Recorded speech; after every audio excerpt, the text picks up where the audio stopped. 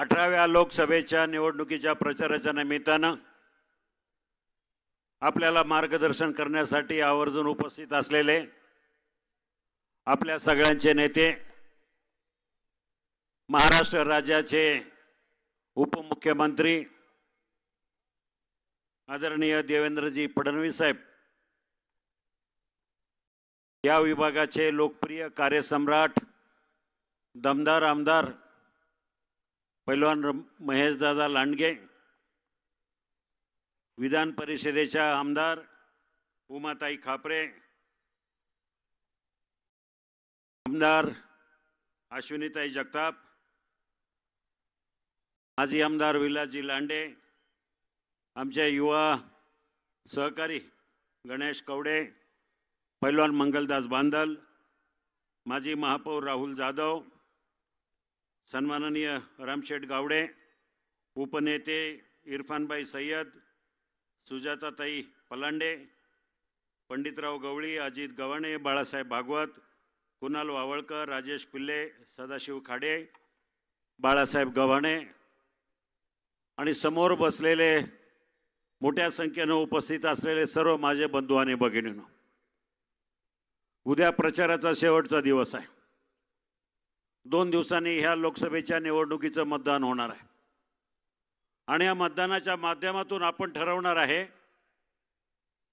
की ह्या विभागामधून कोणाला आपण मतदान करणार आहे. आपल्यापुढे 2 पर्याय आहे. एक, मी जो गेले 5 वर्ष पराभव होऊन सुद्धा लोकांमध्ये फिरतोय, मतदारसंघाच्या कानाकोपऱ्यामधून लोकांच्या सेवा करण्यासाठी विकास कामं करतोय. कुठली सत्ता नसताना, खासदारपद नसताना गेल्या 1.5 वर्षामध्ये सरकारच्या माध्यमातून जवळजवळ 1,500 कोटी रुपयाची विकास कामं 450 गावांना आपण पोहोचवली. दुसऱ्या बाजूला एक उमेदवार उभा आहे, त्याला गेल्या पंचवार्षिकमध्ये या भागातल्या जनतेनं निवडून दिलं, दिल्लीला गेले, ते परत मतदारसंघात आलेच नाही.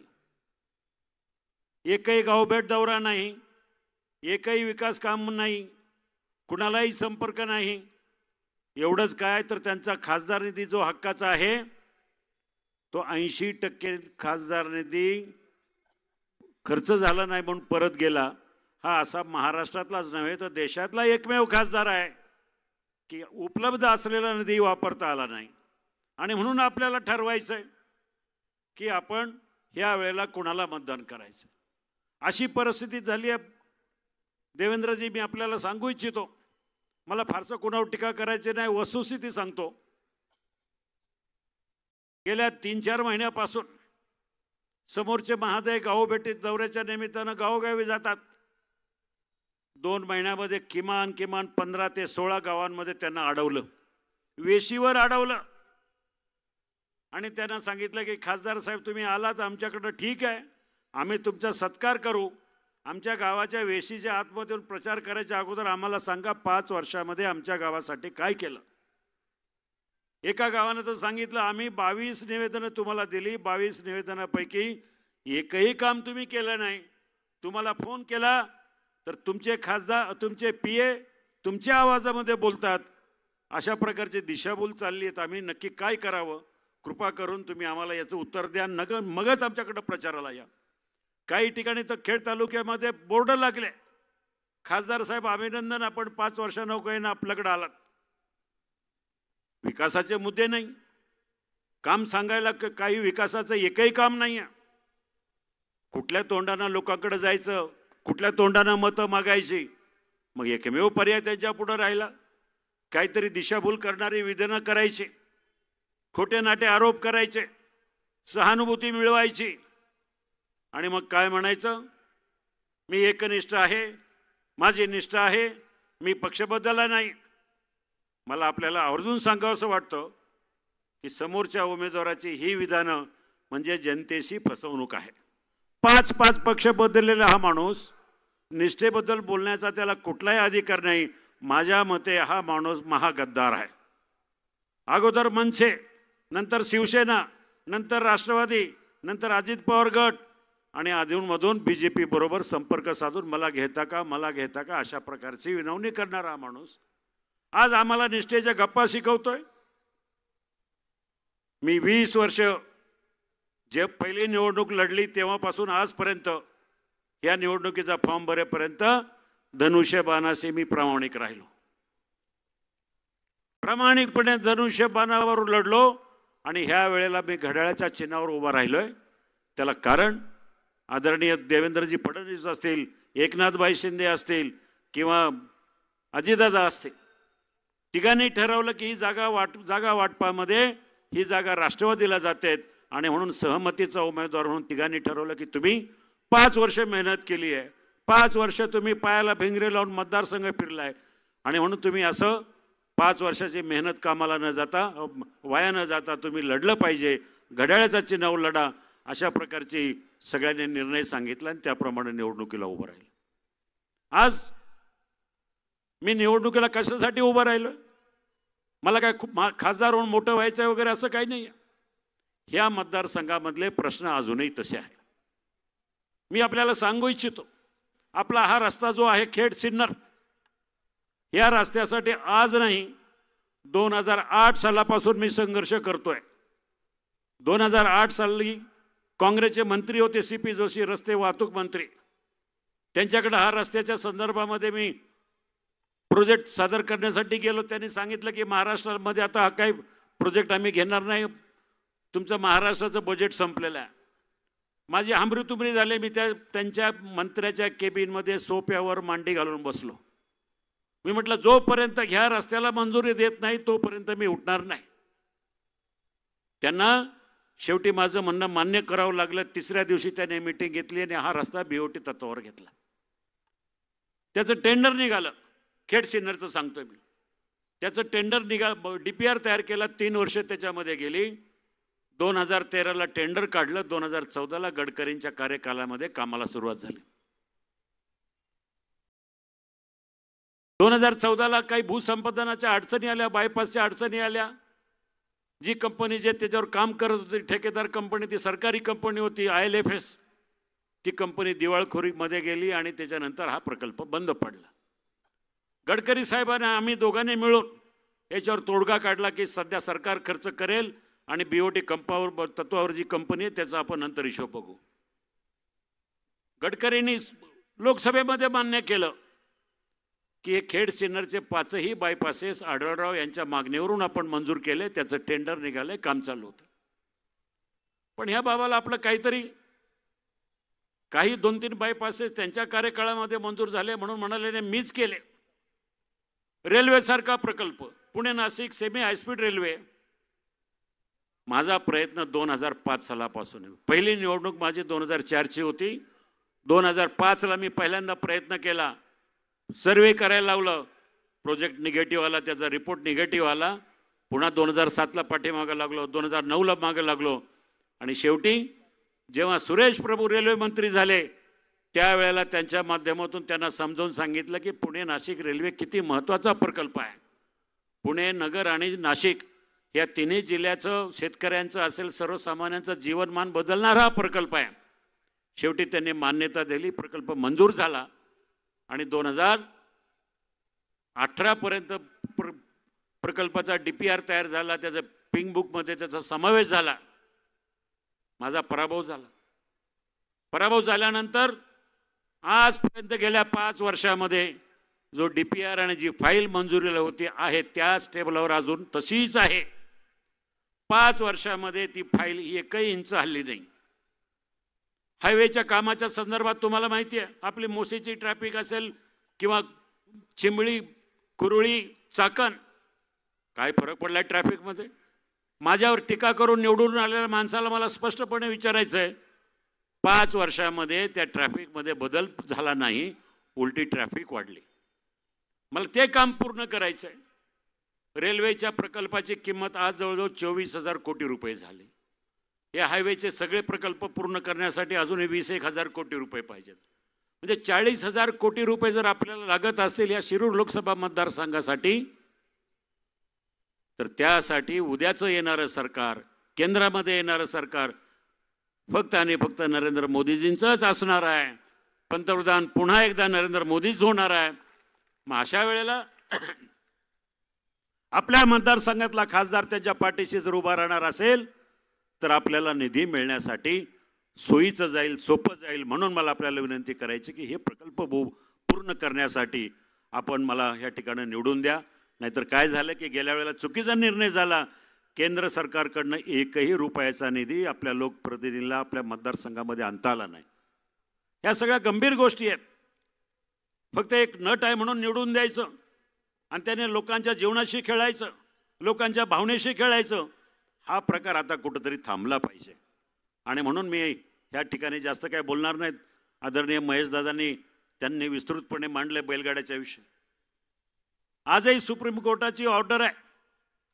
2011ला ज्यावेळेला बैलगाडा शर्यती बंद झाल्या 2 वर्ष सुप्रीम कोर्टामध्ये लढलो माझ्या नावानं. 2013ला सुप्रीम कोर्टाची ऑर्डर आहे Shivaji Adhalrao Patil versus state government of Maharashtra. ती केस मी जिंकलो. 2 वर्षांनी पुन्हा बैलगाडा शर्यती बंद झाल्या. त्याच्याही अगोदर मी आपल्याला सांगू इच्छितो 2005ला बैलगाडा शर्यती बंद आल्या, त्याच्यावर बंदी आली. पेट आणि वाईल्ड लाईफ ॲनिमल असोसिएशनने केस केली, बंदी आली. त्यावेळेला 2005ला पुन्हा मी औरंगाबाद हायकोर्टाकडे अपील केलं. जवळजवळ वर्षभर 6 महिने केस लढलो आणि ते केस जिंकलो. माझं योगदान फक्त बैलगाडा केस लढण्यासाठीच नव्हतं. आज गोरगरीब शेतकऱ्यांच्या जीवनातला आनंद मिळवून देणारा हा बैलगाडी शर्यतीचा खेळ आहे. शेतकरी तसाही अडचणीत असतो. 4 क्षण 2 क्षण बैलाला शेतकऱ्याला वाटतं की माझे बैलगाडे पळाली तर त्याला कुठंतरी त्याच्या चेहऱ्यावरचा आनंद हा वेगळाच असतो.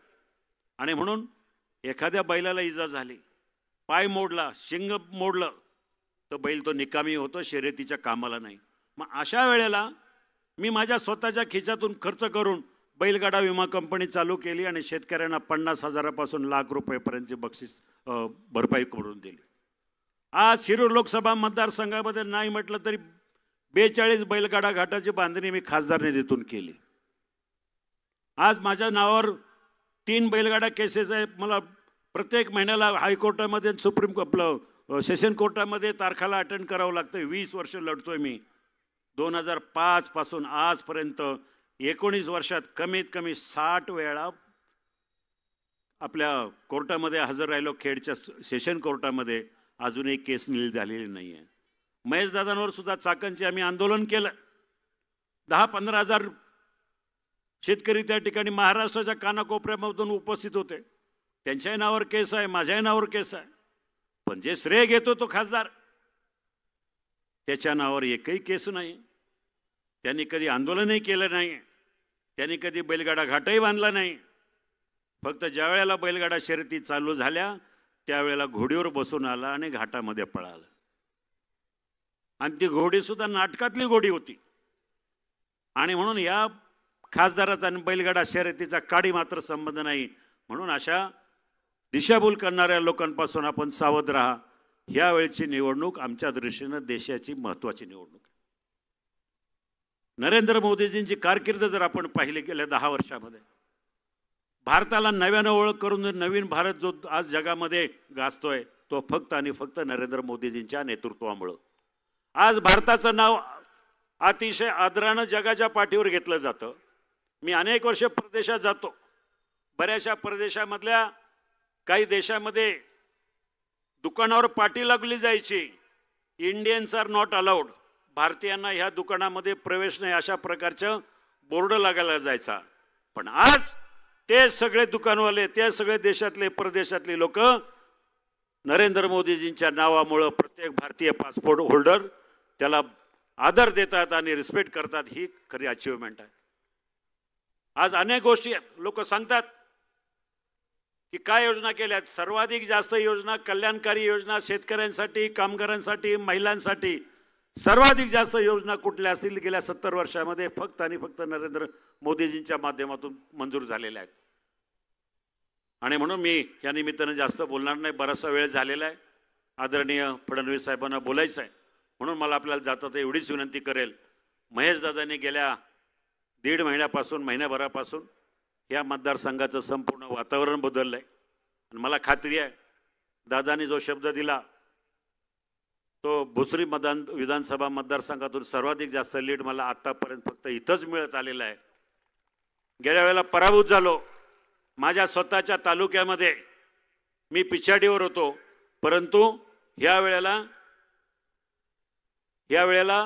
म्हणजे गेल्या वेळेला फक्त आणि फक्त भोसरी विधानसभा मतदारसंघातून मला 38,000 मतांना मी आघाडीवर होतो। याचं कारण म्हणजे महेश दादा आणि त्यांच्या सगळ्या कार्यकर्त्यांनी केलेले काम। मला फडणवीस साहेब, मला आपल्याला आवर्जून सांगावंसं वाटतं, 2019च्या लोकसभेच्या निवडणुकीच्या नंतर विधानसभा निवडणुका झाल्या। त्या विधानसभेच्या निवडणुकीमध्ये त्यावेळेला मी उबाटा पक्षात होतो, महेश दादा इथं उभे होते, आपली युती होते। युतीमध्ये महेश दादांना मदत करणं किंवा त्यांचं काम करणं स्वाभाविक होतं, परंतु वरून आम्हाला मेसेज आला की महेश दादांचं काम करायचं नाही। पण मी स्पष्टपणे सांगितलं आमच्या नेतृत्वाला त्यावेळच्या, महेश दादा माझ्या पाठीशी खंबीरपणे उभं राहिलेला आहे, मी तुमचं ऐकणार नाही, मी महेश दादांच्या बरोबरच राहणार, त्यांचं काम करणार, अशा प्रकारचं ठणकावून मी सांगितलं होतं। आणि